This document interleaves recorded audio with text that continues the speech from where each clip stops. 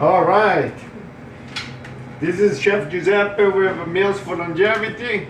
I am at the Point restaurant and I'm getting ready for Valentine's Day menu. It's a special menu. And we are in the prep kitchen and I have some Chilean Seabass. It's a beautiful fish, white, mild. We're gonna cook it with lemon and capers in a white wine sauce and finish with a little bit of butter.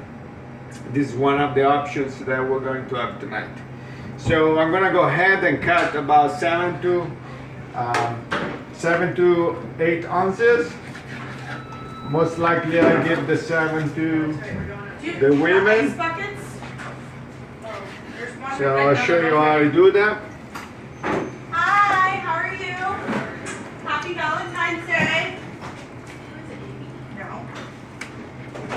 So we're gonna do about 7-8 ounces on the fillet. Chef, careful.